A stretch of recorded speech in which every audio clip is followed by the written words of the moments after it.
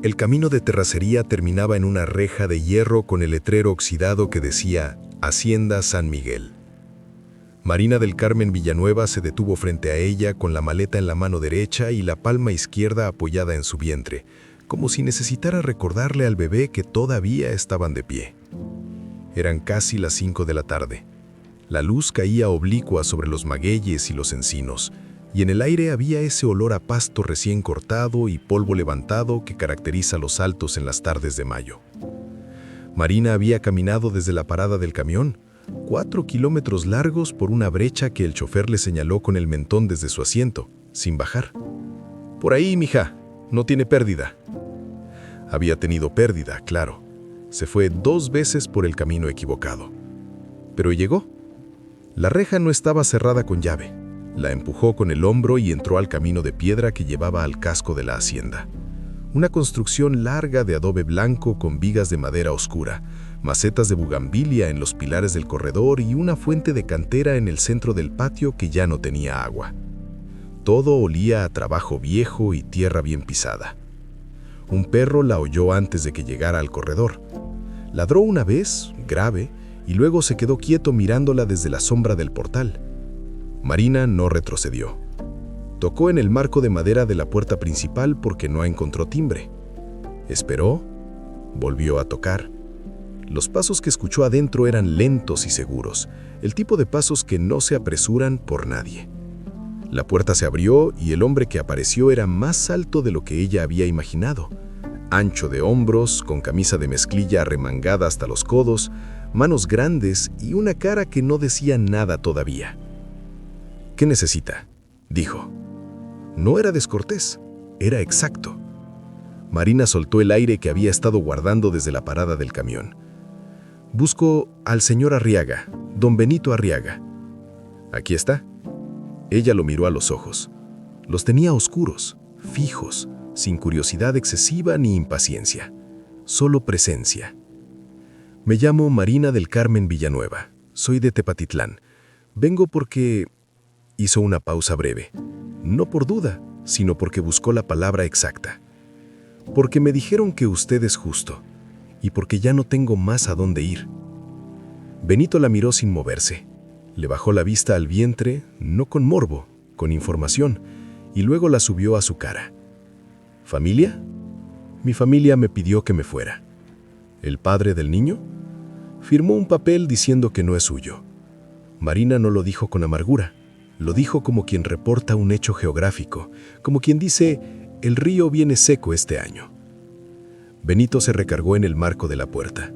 En el corredor el perro se había acercado y olfateaba a la orilla de la maleta. «¿Sabe coser?». «Sí, señor». «¿Cocinar?». «Lo suficiente». «¿Tiene algo en contra del trabajo duro?». «No». Benito miró el patio un momento, como si estuviera haciendo un cálculo que nadie más podía ver. Luego se apartó del marco. «Venga». La llevó por el corredor lateral, pasando la cocina y el cuarto de aperos, hacia la parte trasera del casco donde el terreno bajaba suavemente hacia un pomar de guayabos y ciruelos. Al fondo, separada del edificio principal por unos 20 metros de pasto irregular, había una construcción pequeña de adobe, con tejo de teja y una puerta de madera pintada de verde deslavado. «La casita del pomar», dijo Benito. «Tiene cama, estufa y agua. Estaba abandonada, pero no está en mal estado. Mañana en la mañana habla con Esperanza. Ella le dice que necesita la casa grande». Marina lo miró. «¿Por qué me está ayudando?». Benito no respondió de inmediato. Abrió la puerta de la casita, checó que la ventana cerrara bien, probó la llave de la estufa. Porque cuando uno llega a la hacienda caminando, con una maleta y sin pedir más de lo que necesita, es porque de verdad no tiene más. Se volvió hacia ella. Y porque en esta hacienda hay trabajo que hacer y manos que siempre hacen falta. Marina asintió. «Gracias, señor». «Don Benito», la corrigió él, sin dureza. «Aquí nadie dice señor a secas». Y se fue por el mismo camino sin voltear. Marina entró a la casita. Había una cama de hierro con un colchón nuevo que no encajaba con el resto de la antigüedad del cuarto, como si alguien lo hubiera puesto ahí hace poco. Una estufa de 2 quemadores, una silla de madera junto a la ventana. En el alféizar, una maceta con una planta que alguien había olvidado regar, pero que todavía no se rendía del todo.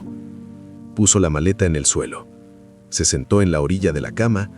Por la ventana se veía el pomar oscureciéndose despacio y más allá, las primeras estrellas sobre los cerros de los Altos. En algún lugar del casco, alguien encendió una luz. Se escuchó el ruido de cazuelas y el olor suave del ajo frito llegó hasta ahí, tenue, pero real. Marina puso la mano en su vientre. «Ya llegamos», dijo, en voz muy baja, y no supo si era para el bebé o para ella misma. Despertó antes del amanecer porque el cuerpo todavía no había aprendido a dormir sin sobresaltos. Se quedó un rato quieta escuchando los gallos y el mugido lejano del ganado, y cuando la luz comenzó a entrar por la ventana, se levantó, se lavó la cara con el agua fría del grifo y se arregló el cabello con las manos.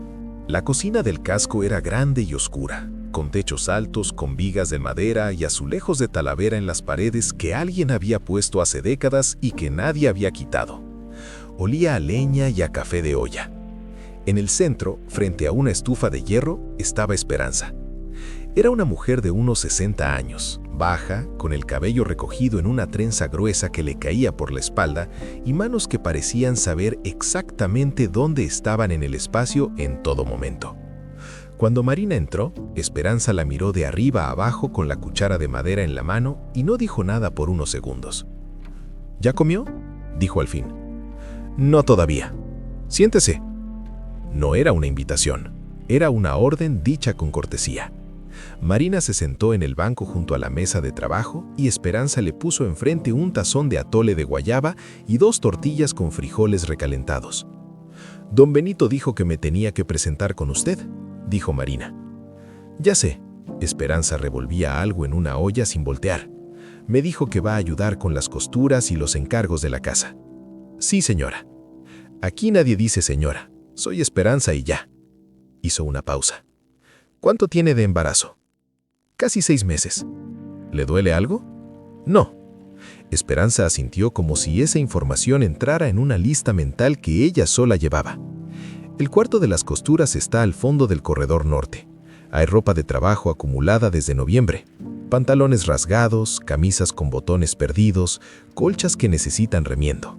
Empiece por lo que pueda y no se obligue. Puedo con todo. Esperanza la miró entonces, directo, por primera vez. Eso lo veremos. No lo dijo con crueldad. Lo dijo con el pragmatismo de alguien que ha visto llegar muchas personas a esa cocina con buenas intenciones y se ha quedado sola frente a la estufa más de una vez. Marina comió sin apuro. El atole era espeso y dulce, con un sabor a guayaba de las del campo, no de las del mercado. Las tortillas estaban recién hechas. Después del desayuno, Esperanza la llevó al cuarto de las costuras. Era un cuarto de paredes altas con una ventana que daba al patio interior. Una máquina Singer vieja pero funcional, una silla de madera con cojín desgastado y 3 canastos con ropa apilada esperando. Marina abrió el primero, revisó las prendas, chequeó el hilo disponible y comenzó a trabajar sin decir más. Sofía Arriaga apareció a media mañana. Tenía 16 años, la misma altura de su padre, aunque lo demás era de su madre. Los pómulos altos, los ojos más claros, una forma de moverse que era a la vez ágil y guardada. Se detuvo en el marco de la puerta del cuarto de costuras con los brazos cruzados y miró a Marina trabajar sin saludar. Marina levantó la vista. «Buenos días», dijo. Sofía no respondió de inmediato. Observó el vientre de Marina, la máquina Singer, el canasto de ropa remendada y dijo al fin: «¿Cuánto tiempo va a quedarse?» Marina consideró la pregunta un momento. «No lo sé todavía. Mi papá no acostumbra a tener gente viviendo en la casita del pomar». «Eso me imagino». Sofía frunció ligeramente el ceño como si esperara otra respuesta. Se quedó parada en la puerta unos segundos más y luego se fue sin despedirse. A la hora del mediodía, Benito pasó por el corredor y se asomó brevemente al cuarto de costuras. Vio a Marina con un pantalón de mezclilla entre las manos, haciendo un remiendo en la rodilla con puntadas parejas y firmes. No dijo nada, siguió caminando. Esa tarde, mientras colgaba la ropa terminada en los ganchos que Esperanza le había indicado, Marina oyó a Aurelio hablar afuera con un peón. Aurelio era el capataz. Un hombre de unos 50 años, delgado, con bigote ralo y una forma de hablar que siempre sonaba a advertencia, aunque dijera cosas ordinarias. Cuando la vio pasar, le sostuvo la mirada un momento de más. Marina no le preguntó nada, pero lo notó.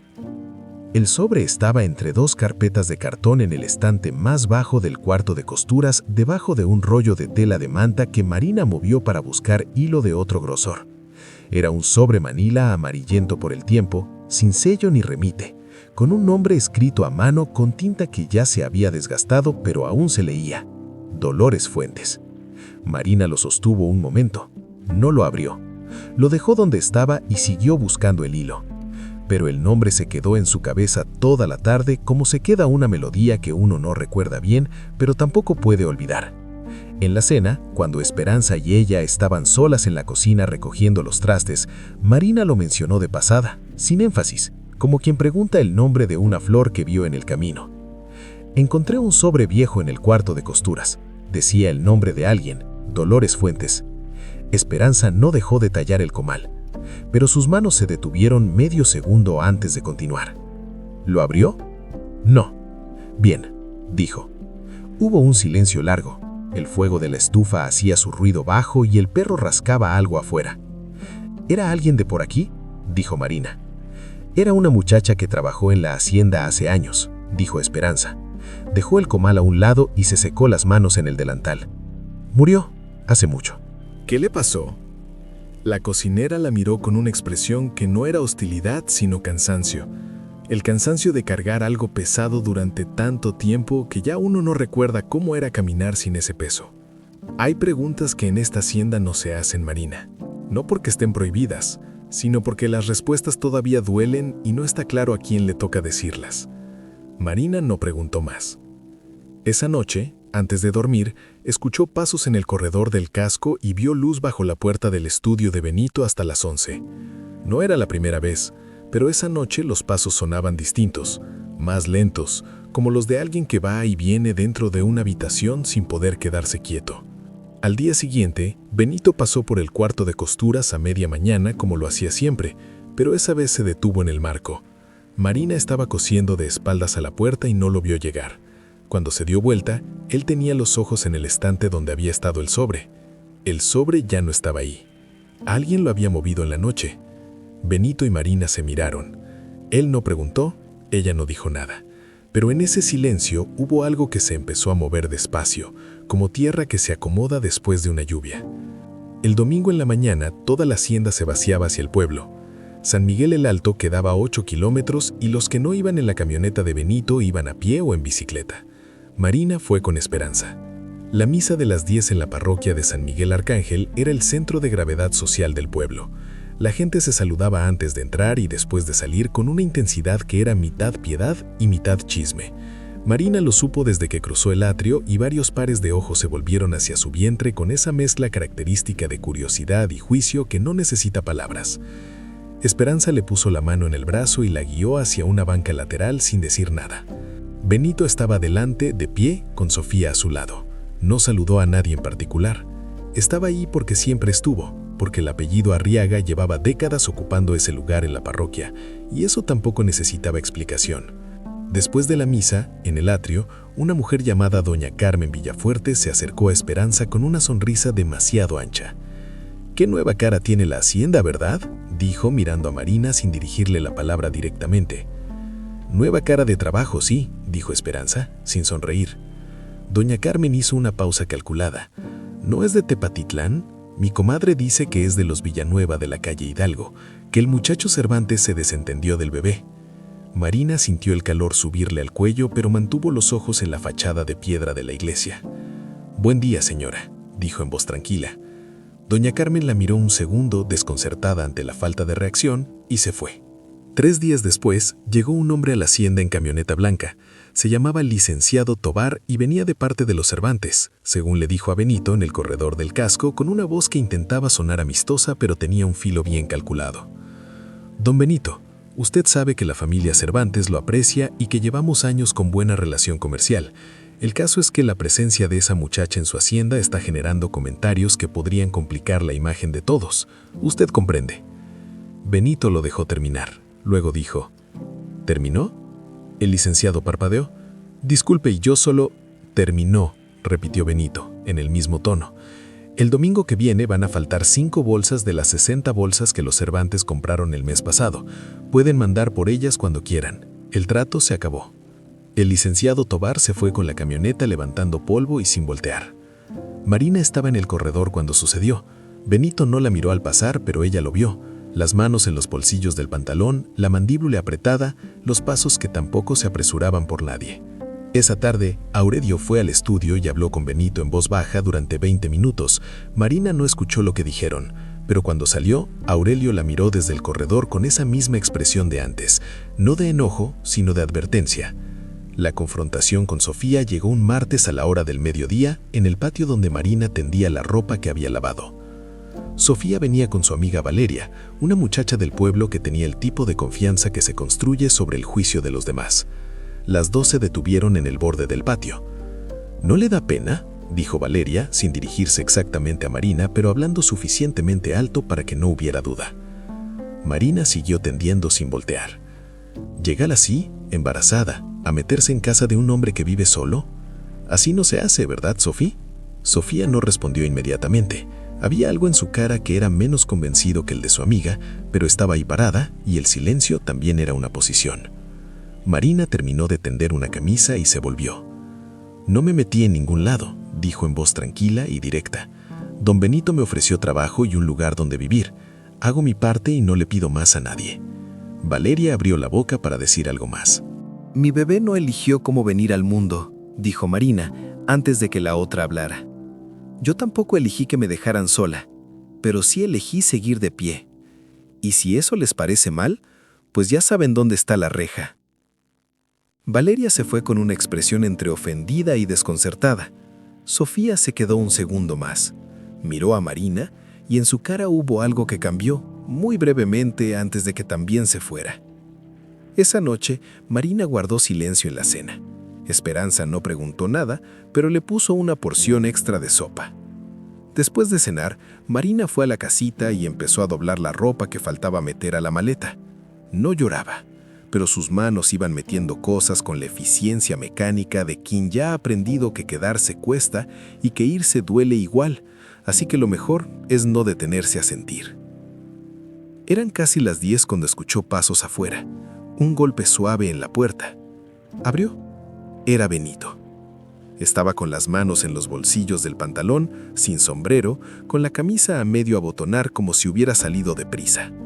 La miró a ella y luego a la maleta abierta sobre la cama. Hubo un silencio. «No se vaya», dijo. «Solo eso». Marina lo miró. «Su hija no me quiere aquí. Sofía no decide quién se queda en esta hacienda. Y la gente del pueblo va a seguir hablando. La gente del pueblo siempre ha hablado. De mi padre, de mí, de todo lo que pasa aquí adentro». Benito bajó la vista un momento y la subió de nuevo. «No me quite el trabajo de decidir quién merece quedarse». Marina no respondió de inmediato. Miró la maleta, miró la ventana con el pomar oscuro afuera. «Está bien», dijo al fin. Benito asintió, no sonrió, pero algo en sus hombros se soltó un poco antes de que se diera vuelta y se fuera por el mismo camino de tierra. Marina cerró la maleta y la metió debajo de la cama. La semana siguiente se acomodaron en un ritmo que tenía la textura de algo provisional que poco a poco se volvía real.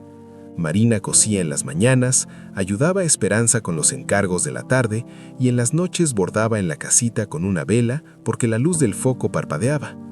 El bebé se movía con más energía y ella iba aprendiendo a reconocer sus horas. Activo al amanecer, quieto a media mañana, inquieto otra vez al oscurecer. Esperanza la invitó a sentarse con ella en el corredor de la cocina una tarde que llovía. Fue la primera vez que hablaron sin un pretexto doméstico. «¿Le platicó algo de Dolores?», dijo Esperanza mirando la lluvia. Marina no fingió no saber de quién hablaba, solo que trabajó aquí y que murió. Esperanza asintió. Tardó un rato en hablar. Vino de Arandas. Era bordadora, buena, de las que no se ven seguido. Tenía unos 22 años cuando llegó aquí. El patrón viejo, el papá de Benito, don Rodrigo, era otro tipo de hombre, con mucha labia y poco honor. Esperanza hizo una pausa. La enamoró, le prometió cosas. Cuando ella quedó embarazada, don Rodrigo dijo que el niño no era suyo. Igual que Rodrigo Cervantes, dijo Marina, sin amargura. Sí, igual, suspiró. Dolores se quedó aquí en la hacienda trabajando hasta que el bebé nació. Después se lo quitaron, no con violencia, con papeles, con un médico que firmó. Y ella se quedó aquí, sin el niño, sin el reconocimiento del patrón y con una tristeza que se le fue metiendo hasta los huesos. Murió de una fiebre que llegó en diciembre. Nadie llamó al médico a tiempo. La lluvia repicaba en el techo de lámina de manera uniforme y constante. ¿Benito sabe todo esto? Parte. Sabe que su padre no se portó bien con Dolores. No sabe todo. Hay un papel que don Rodrigo firmó, según me dijo Dolores antes de morir, donde reconocía la deuda y el niño. Nunca se supo qué fue de ese papel. Marina pensó en el sobre Manila, en el nombre escrito a mano, en el hecho de que alguien lo había movido.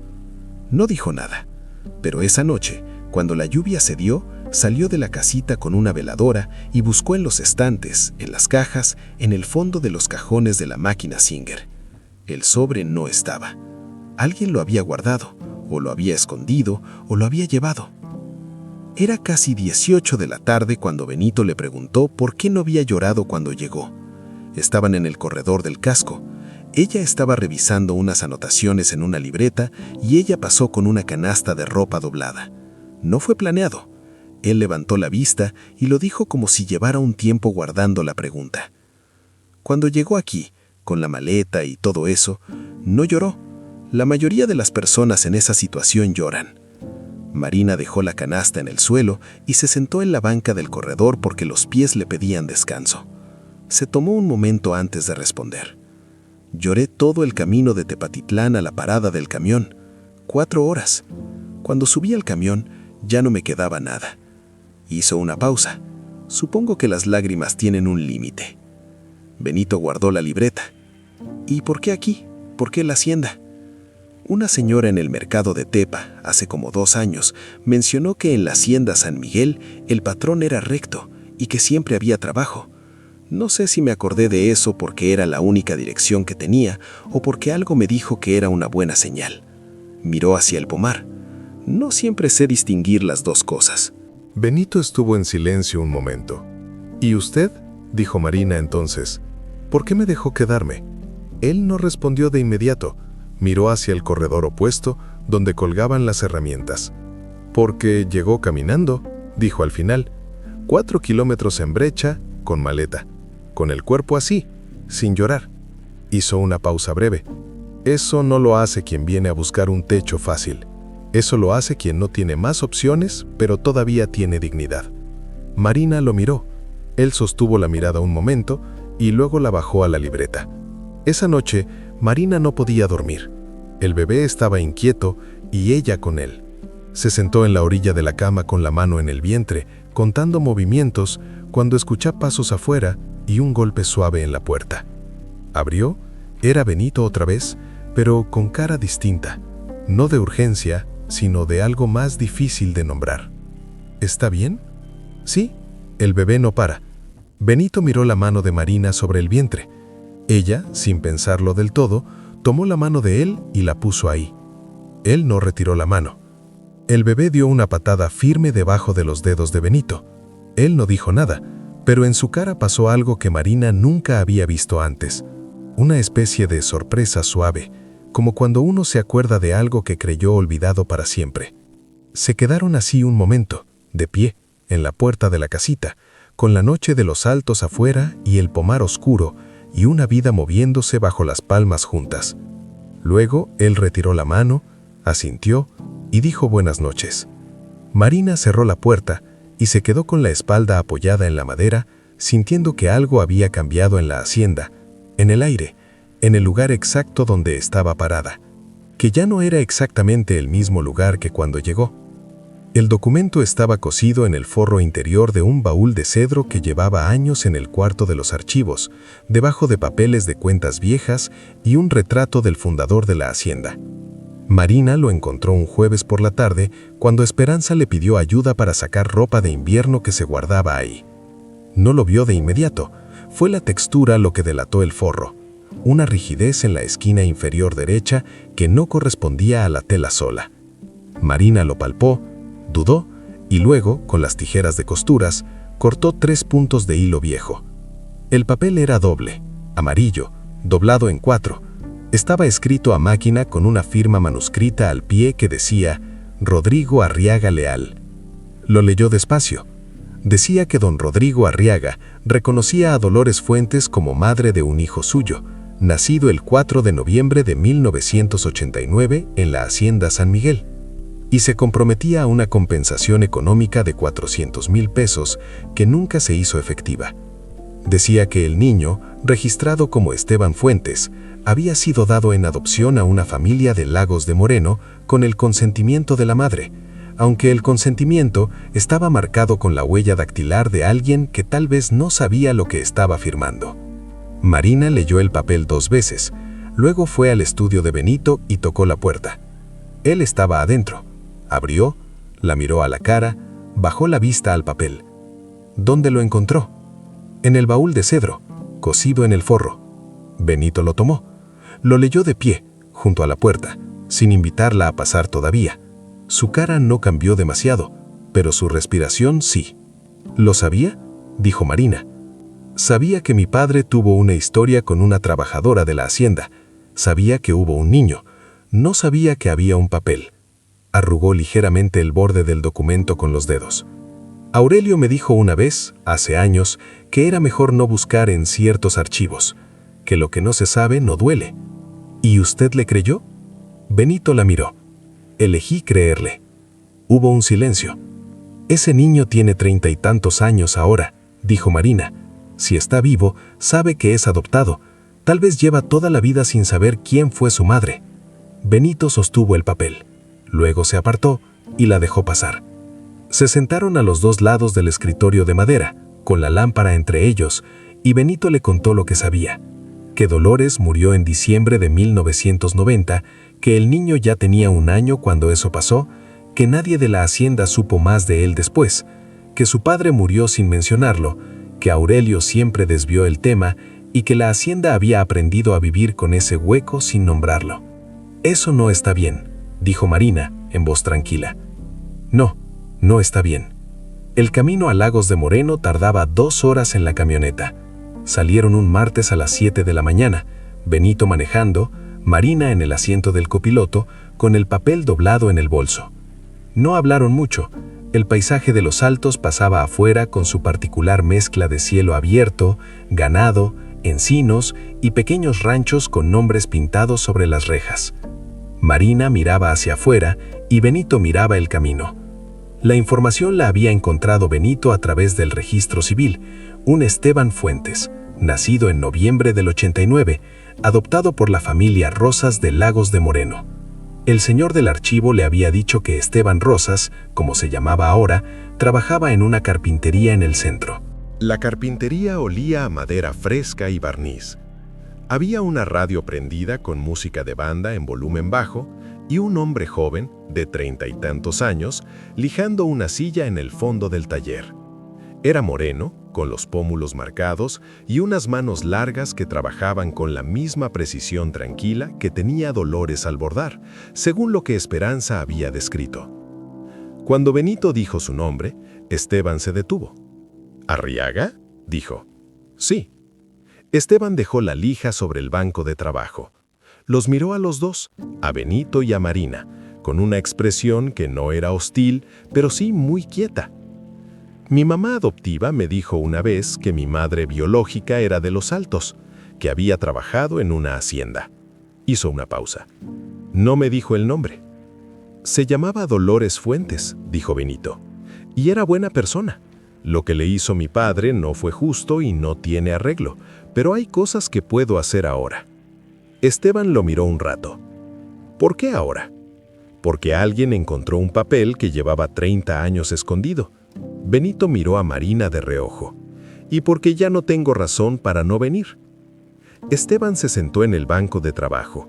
Los tres estuvieron en silencio un momento que era incómodo y necesario al mismo tiempo. «No busco dinero», dijo Esteban al fin. «No vine a ofrecer dinero», dijo Benito. «Vine a decirle quién fue su madre, cómo se llamaba, qué hacía, cómo era». Una pausa. «Y a pedirle disculpas por lo que mi padre no tuvo el valor de hacer». Esteban asintió despacio. No lloró, pero algo en su cara se asentó, como tierra que lleva mucho tiempo esperando recibir agua. Marina pensó, mientras los miraba, que así debía sentirse el mundo cuando algo injusto encontraba finalmente un poco de orden. El bebé llegó en la madrugada del 7 de junio, cuando los cerros todavía estaban oscuros y el pomar olía a tierra húmeda por la lluvia de la noche anterior. No fue un nacimiento tranquilo ni silencioso, como a veces se imagina en los cuentos. Fue ruidoso, urgente, lleno de pasos rápidos sobre el piso de madera y de voces en voz baja que intentaban no despertar a quienes dormían, aunque nadie en la hacienda dormía realmente esa noche. Esperanza había estado pendiente desde medianoche, cuando Marina fue a tocar su puerta con la mano en la espalda baja y los ojos ya muy despiertos, esa mirada de quien sabe que algo grande está por comenzar y no puede hacer nada más que dejarlo llegar. La partera, doña Refugio, llegó a las 2 de la mañana con su maletín de cuero viejo y sus manos frías y seguras, esas manos que habían recibido más de 200 vidas en 40 años y que nunca temblaban. Sofía estaba en el corredor cuando empezó todo, sentada en la banca de madera con los brazos cruzados y la espalda apoyada en la pared. No había sido convocada. Nadie le había dicho que viniera, nadie le había pedido que se quedara, pero tampoco se fue. Estuvo ahí, en esa postura que al principio parecía indiferencia y que con las horas fue mostrando lo que realmente era, algo más cercano a la vigilia que al rechazo. A las 4:20 de la mañana, entre el olor a tela limpia y el sonido de la lluvia que había regresado más suave, casi sin querer molestar, nació un niño. Pequeño, rosado encendido, con los puños apretados como si llegara al mundo ya dispuesto a defender algo que todavía no sabía nombrar. Lloró con toda la energía de quien no conoce todavía ninguna razón para callarse, y ese llanto fue lo primero que hizo que Sofía se pusiera de pie afuera en el corredor. Marina lo recibió en los brazos y no dijo nada por un momento largo, solo lo miró, con esa mirada que existe únicamente en ese instante preciso cuando una persona ve por primera vez a alguien que ya amaba antes de conocerlo. «¿Cómo se llama?», dijo doña Refugio mientras recogía su maletín. «Mateo del Carmen», dijo Marina, sin dudar, como si lo hubiera sabido desde mucho antes. «Mateo del Carmen». Esperanza limpió sus manos con el delantal, respiró hondo como quien suelta algo que ha cargado muchas horas y salió al corredor. Sofía estaba ahí, de pie ahora, con los brazos ya sueltos a los costados. «Nació bien», dijo Esperanza. Sofía asintió. Luego, en voz muy baja, casi sin querer que la oyeran, «¿Puedo verlo?». La dejaron entrar. Caminó hasta la cama donde Marina estaba recostada con el bebé en el pecho y se quedó parada cerca, a una distancia respetuosa, mirando al niño con una expresión que ya no era la de los primeros días, cuando todo en su cara era resistencia y distancia. Ahora era otra cosa, más difícil de nombrar, pero más honesta. «Es chiquito», dijo Marina. «Sí», dijo Marina. «Pero se ve fuerte». «Sí». Sofía extendió el dedo índice con cuidado, casi sin intención, y lo dejó cerca de la mano cerrada del bebé. Mateo lo agarró con los 4 dedos pequeñísimos, con esa fuerza instintiva e irracional que tienen los recién nacidos, como si ya supieran que aferrarse es lo más importante. Sofía dejó escapar un sonido suave, breve, entre sorprendida y rendida, y apartó la vista hacia la ventana para que nadie le viera la cara. Benito estuvo en silencio un momento. «¿Y usted?», dijo Marina entonces. «¿Por qué me dejó quedarme?». Él no respondió de inmediato. Miró hacia el corredor opuesto, donde colgaban las herramientas. «Porque llegó caminando», dijo al final. 4 kilómetros en brecha, con maleta. Con el cuerpo así, sin llorar. Hizo una pausa breve. Eso no lo hace quien viene a buscar un techo fácil. Eso lo hace quien no tiene más opciones, pero todavía tiene dignidad. Marina lo miró. Él sostuvo la mirada un momento y luego la bajó a la libreta. Esa noche, Marina no podía dormir. El bebé estaba inquieto y ella con él. Se sentó en la orilla de la cama con la mano en el vientre, contando movimientos, cuando escuchó pasos afuera y un golpe suave en la puerta. Abrió, era Benito otra vez, pero con cara distinta, no de urgencia, sino de algo más difícil de nombrar. ¿Está bien? Sí, el bebé no para. Benito miró la mano de Marina sobre el vientre. Ella, sin pensarlo del todo, tomó la mano de él y la puso ahí. Él no retiró la mano. El bebé dio una patada firme debajo de los dedos de Benito. Él no dijo nada, pero en su cara pasó algo que Marina nunca había visto antes. Una especie de sorpresa suave, como cuando uno se acuerda de algo que creyó olvidado para siempre. Se quedaron así un momento, de pie, en la puerta de la casita, con la noche de los altos afuera y el pomar oscuro, y una vida moviéndose bajo las palmas juntas. Luego él retiró la mano, asintió y dijo buenas noches. Marina cerró la puerta y se quedó con la espalda apoyada en la madera, sintiendo que algo había cambiado en la hacienda, en el aire, en el lugar exacto donde estaba parada, que ya no era exactamente el mismo lugar que cuando llegó. El documento estaba cosido en el forro interior de un baúl de cedro que llevaba años en el cuarto de los archivos, debajo de papeles de cuentas viejas y un retrato del fundador de la hacienda. Marina lo encontró un jueves por la tarde, cuando Esperanza le pidió ayuda para sacar ropa de invierno que se guardaba ahí. No lo vio de inmediato. Fue la textura lo que delató el forro, una rigidez en la esquina inferior derecha que no correspondía a la tela sola. Marina lo palpó, dudó y luego, con las tijeras de costuras, cortó 3 puntos de hilo viejo. El papel era doble, amarillo, doblado en 4. Estaba escrito a máquina con una firma manuscrita al pie que decía Rodrigo Arriaga Leal. Lo leyó despacio. Decía que don Rodrigo Arriaga reconocía a Dolores Fuentes como madre de un hijo suyo, nacido el 4 de noviembre de 1989 en la hacienda San Miguel, y se comprometía a una compensación económica de 400,000 pesos que nunca se hizo efectiva. Decía que el niño, registrado como Esteban Fuentes, había sido dado en adopción a una familia de Lagos de Moreno con el consentimiento de la madre, aunque el consentimiento estaba marcado con la huella dactilar de alguien que tal vez no sabía lo que estaba firmando. Marina leyó el papel 2 veces, luego fue al estudio de Benito y tocó la puerta. Él estaba adentro. Abrió, la miró a la cara, bajó la vista al papel. ¿Dónde lo encontró? En el baúl de cedro, cosido en el forro. Benito lo tomó. Lo leyó de pie, junto a la puerta, sin invitarla a pasar todavía. Su cara no cambió demasiado, pero su respiración sí. ¿Lo sabía?, dijo Marina. Sabía que mi padre tuvo una historia con una trabajadora de la hacienda. Sabía que hubo un niño. No sabía que había un papel. Arrugó ligeramente el borde del documento con los dedos. Aurelio me dijo una vez, hace años, que era mejor no buscar en ciertos archivos, que lo que no se sabe no duele. ¿Y usted le creyó? Benito la miró. Elegí creerle. Hubo un silencio. Ese niño tiene 30 y tantos años ahora, dijo Marina. Si está vivo, sabe que es adoptado. Tal vez lleva toda la vida sin saber quién fue su madre. Benito sostuvo el papel. Luego se apartó y la dejó pasar. Se sentaron a los 2 lados del escritorio de madera, con la lámpara entre ellos, y Benito le contó lo que sabía. Que Dolores murió en diciembre de 1990, que el niño ya tenía 1 año cuando eso pasó, que nadie de la hacienda supo más de él después, que su padre murió sin mencionarlo, que Aurelio siempre desvió el tema y que la hacienda había aprendido a vivir con ese hueco sin nombrarlo. Eso no está bien, dijo Marina, en voz tranquila. No, no está bien. El camino a Lagos de Moreno tardaba 2 horas en la camioneta.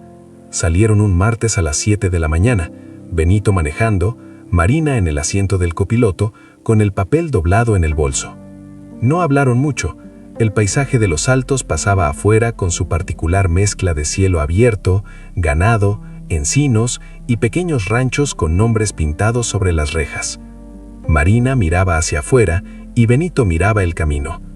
La información la había encontrado Benito a través del registro civil, un Esteban Fuentes, nacido en noviembre del 89, adoptado por la familia Rosas de Lagos de Moreno. El señor del archivo le había dicho que Esteban Rosas, como se llamaba ahora, trabajaba en una carpintería en el centro. Eso es diferente, dijo Marina. ¿Sí? Dijo Benito. Es diferente. Ella lo miró todavía un segundo más. Luego miró a Mateo, que tenía los ojos muy abiertos mirando el cielo naranja con esa seriedad de quien está conociendo el color del mundo por primera vez. Y no sabe todavía que hay palabras para nombrarlo. Está bien, dijo Marina. Solo eso. 2 palabras que no prometían todo, pero que no fingían menos de lo que eran. Y en esa tarde quieta de los altos, con el olor a guayaba y a tierra, y el sonido lejano de los animales acomodándose en el corral para la noche, 2 personas que habían aprendido por caminos distintos a vivir sin esperar nada del futuro, a moverse por el presente con cuidado y sin ilusiones rotas, empezaron muy despacio, y sin decirlo con más palabras, a imaginar uno juntos. No era certeza, todavía no, pero era el comienzo de algo que merecía ser cuidado. Si esta historia llegó a su corazón, no se vaya todavía. Hay algo en estos personajes que muchos hemos sentido alguna vez. Esa mezcla de miedo y esperanza que se siente cuando uno decide quedarse, cuando uno decide confiar de nuevo, cuando uno decide que el futuro merece una oportunidad aunque el pasado haya dolido.